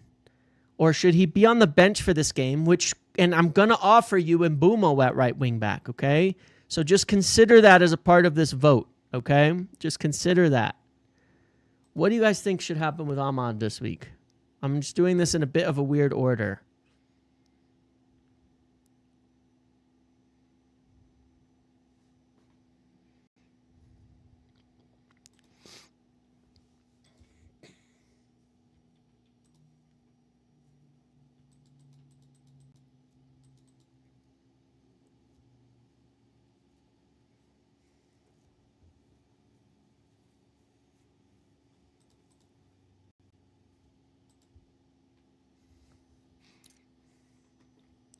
Mazraoui's not fit yet, but that's fine. I'm not saying that.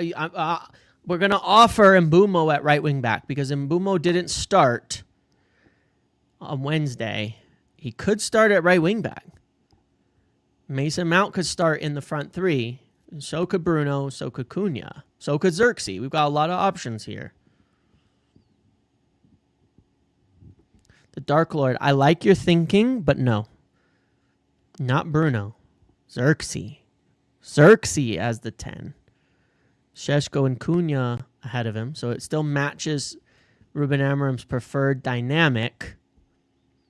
And then you stick Bruno deeper. But I like your idea with Maccabi Mainoo. And just go for the attack. It's Burnley. It's Burnley, for God's sake. A lot of faith in Ahmad. Maybe you just play him into form here.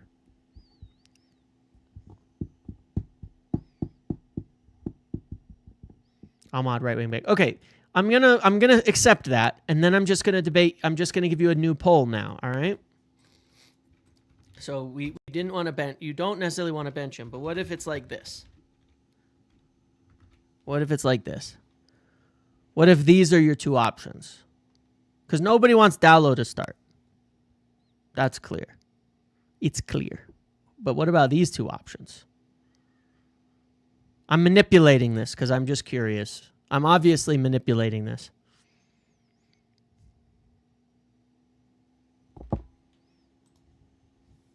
But I just want to open the possibility of thinking a little bit differently. Mbeumo is probably as much or more of a wingback than Ahmad. It's actually kind of surprising to me that people haven't been open to it. Mbeumo has played more at wingback probably than Ahmad has, in my opinion. Like in terms of what the role offers, I think he's played at wingback more than Ahmad has. When we played Brentford last time, I remember Mbeumo defending as like the right back at many points in the game. I'm not saying that like he has to. I'm just saying that he's as much a right wing back in my eyes as Ahmad is, and I think that's one of the reasons they keep running into each other a little bit. Yeah, he did play wing back at Brentford a number of occasions.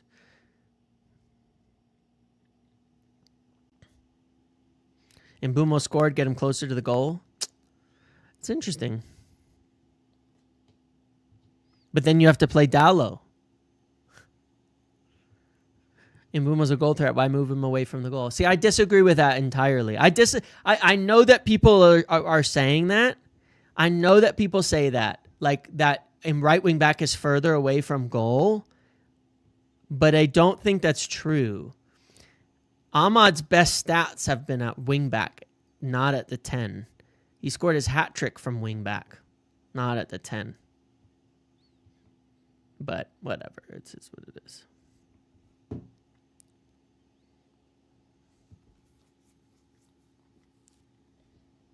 That's just my opinion. I know that people see things differently. It's all good. I'll let this go like a few more votes because it's really close.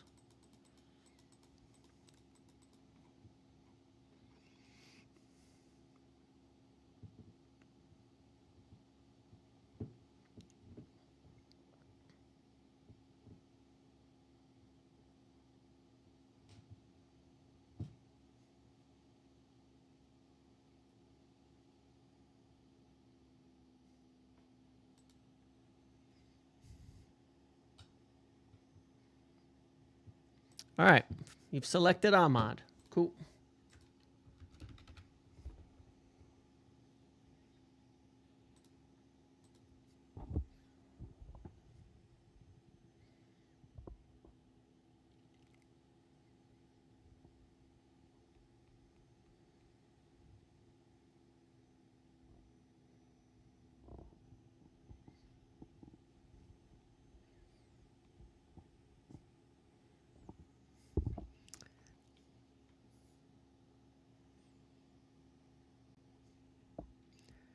Let's go to the right 10.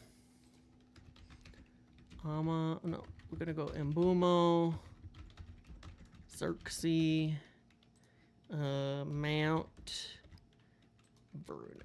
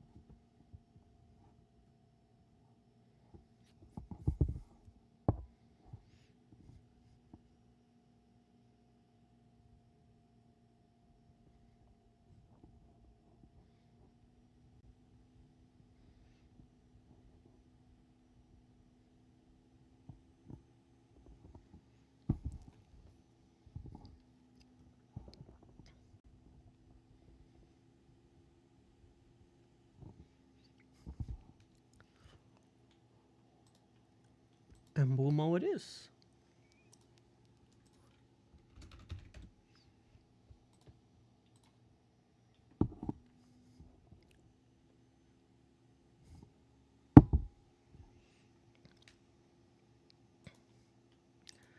Left 10,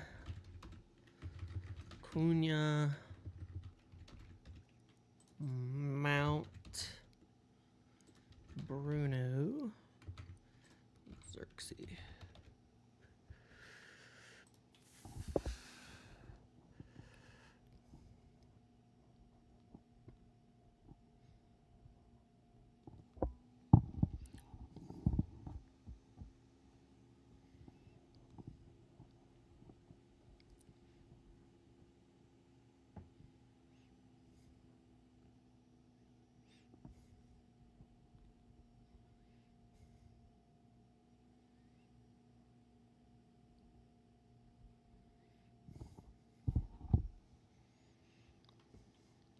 Keep the same team that loses every week the exact same. It is kind of funny. I mean, some of them I understand because you kind of want to get it going, but I'm surprised that it hasn't changed. I picked a very, very different team. I want to see some changes.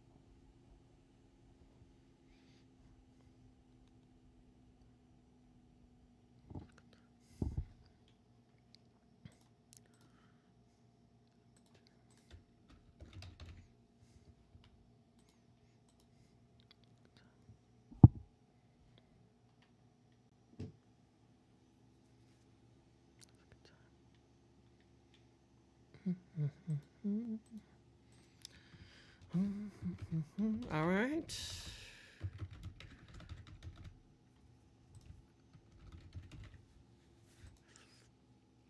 I don't know. I don't know what options to put here.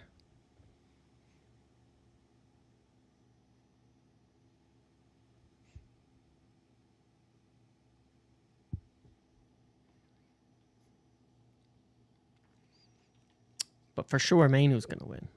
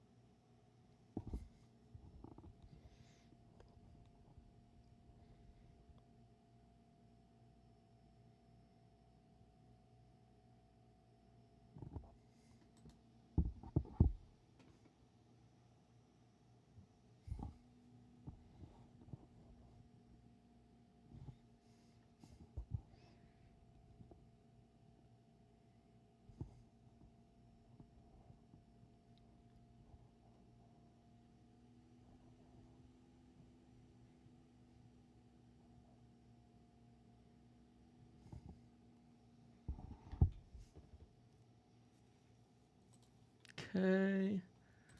Let's get Cobby.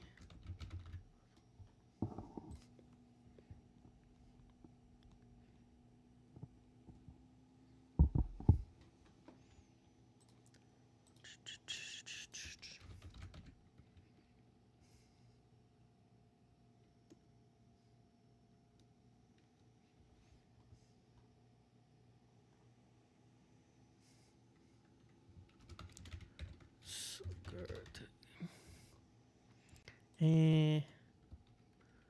Bruno? I guess we'll go like that.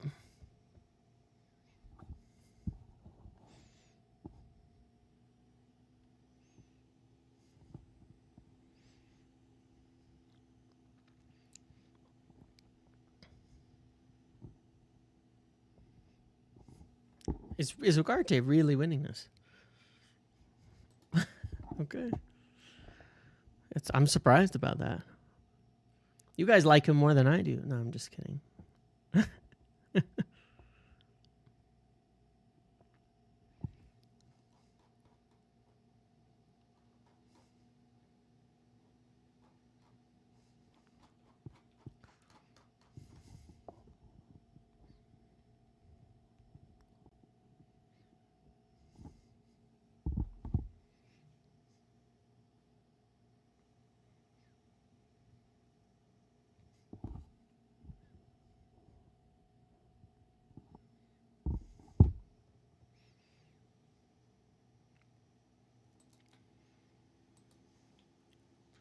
Yeah.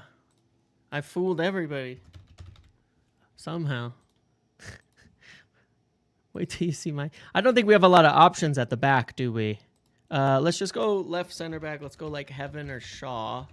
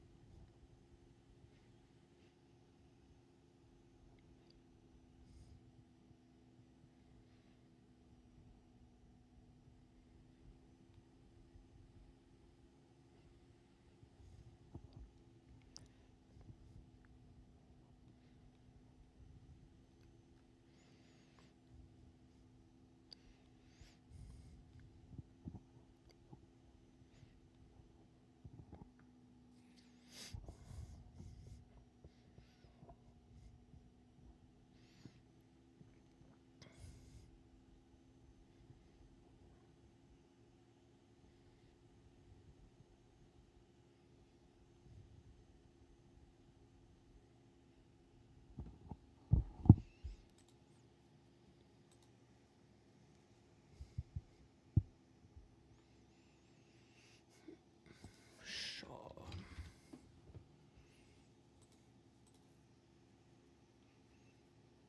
Obviously, this is going to be Euro.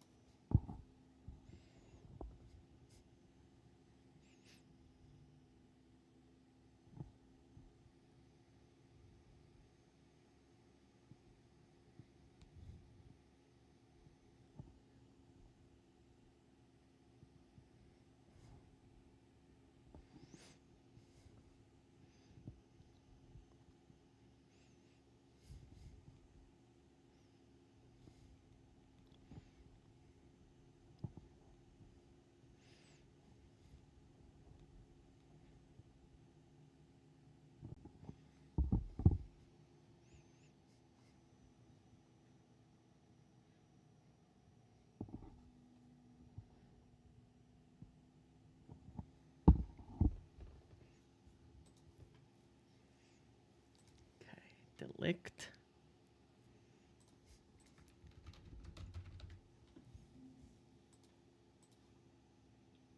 Empty in the goalkeeper? Nah, we're going to give Heaton a chance to win the vote here.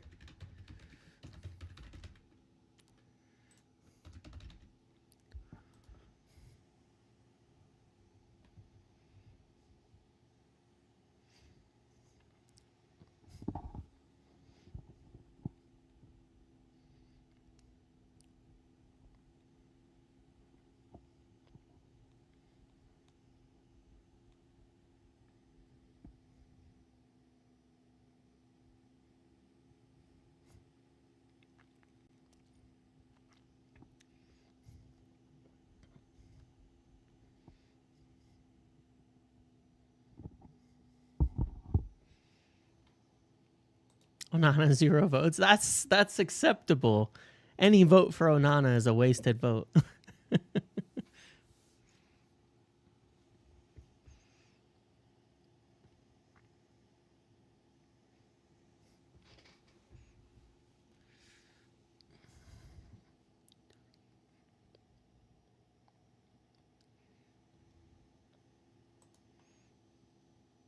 That's it.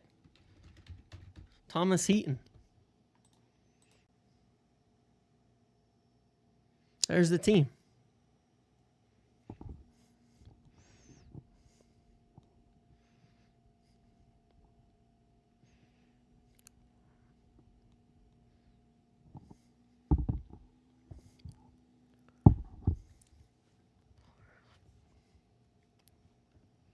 There's the team.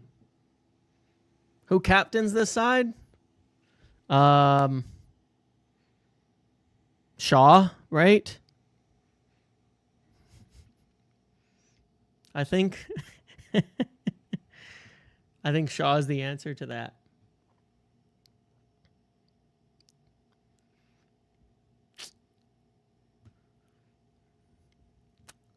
Heaton or Shaw would be the answer here in terms of seniority and how it's picked. Isn't Shaw part of the leadership team? Or I don't remember who's a part of the leadership team. Heaton's in the leadership team, isn't he? So it would be Heaton, right? Tom?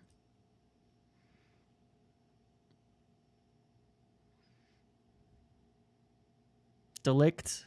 Delict's not in the leadership team.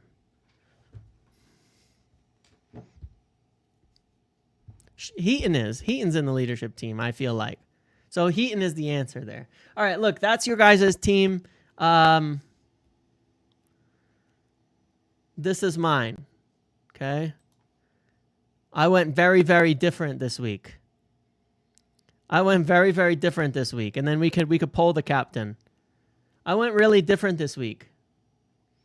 I said, let's get a lot of midfield support and a lot of runners around the box.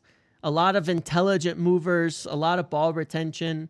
Let's get a team that looks a lot more like Amorim's first iteration.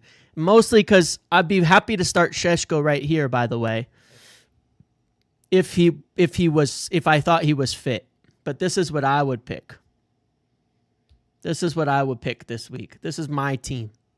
Very different to what we've done. I think this gives us a lot more control. I think this would be nice. I think it would be helpful. Remember, because you have all these guys who support the midfield.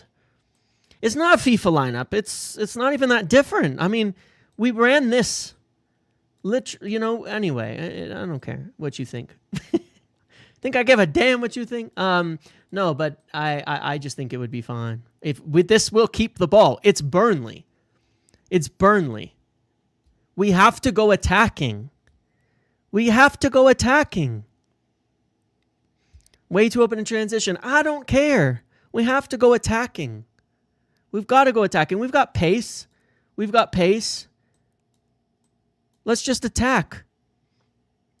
Let's keep the ball. Xerxes will actually keep the damn ball. Mount helps us keep the ball. Cunha helps us keep the ball. Like, let's just keep the ball and attack.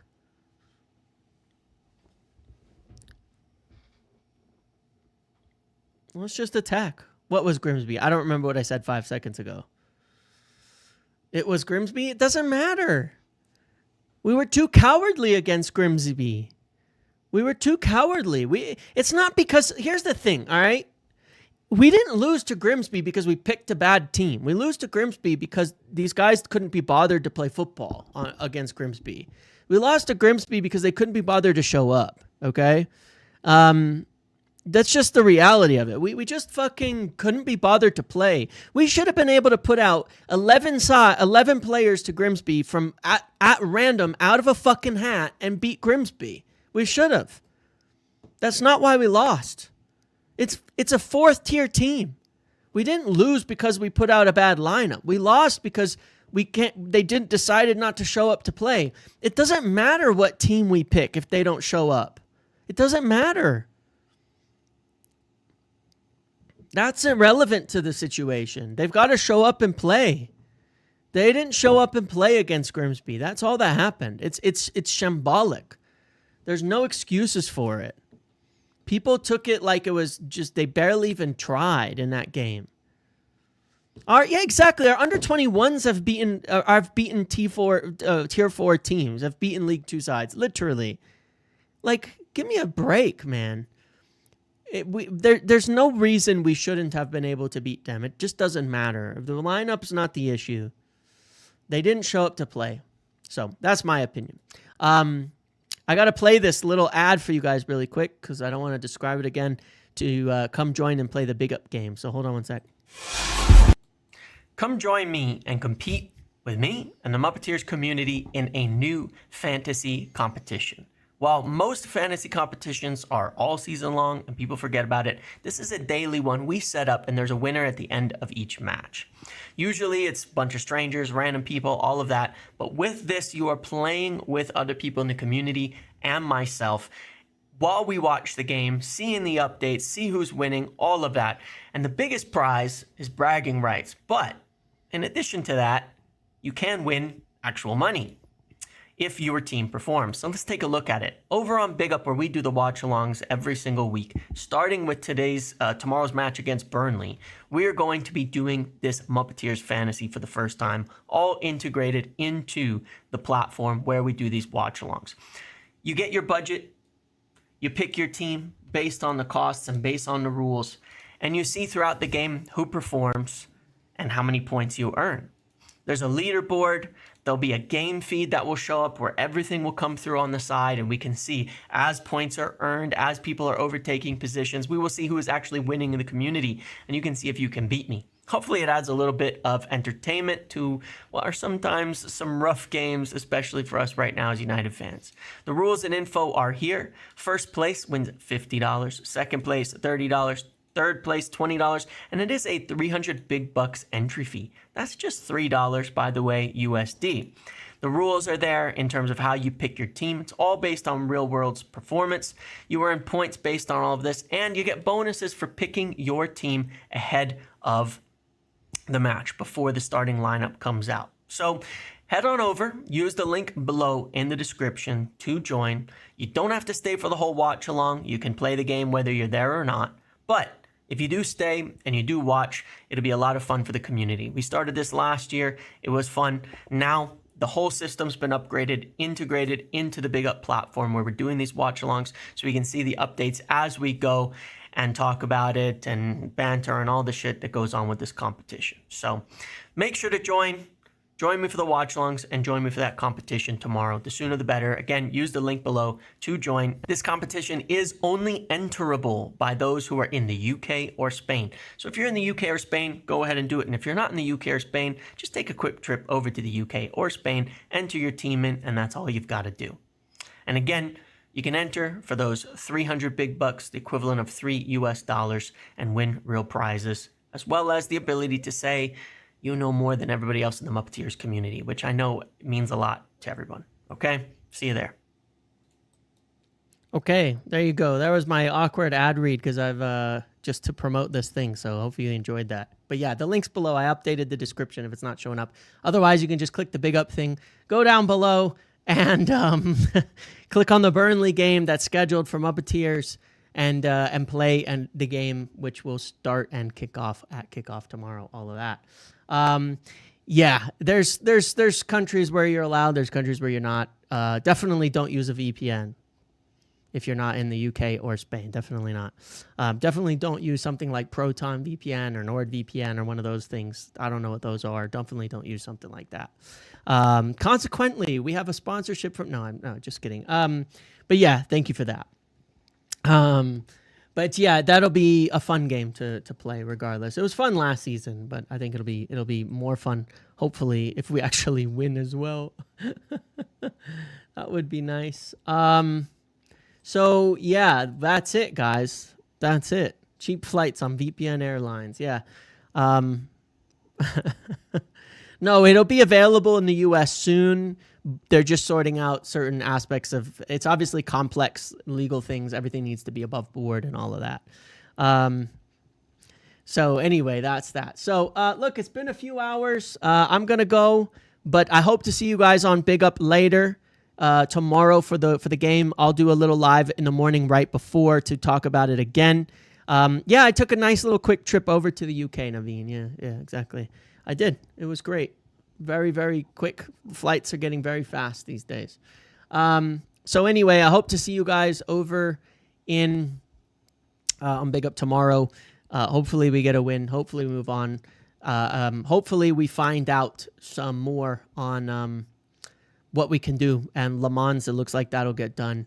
But we need a good performance. And then we have a few days to go crazy. On Monday, we'll obviously do a long live for the end of the transfer window. Okay?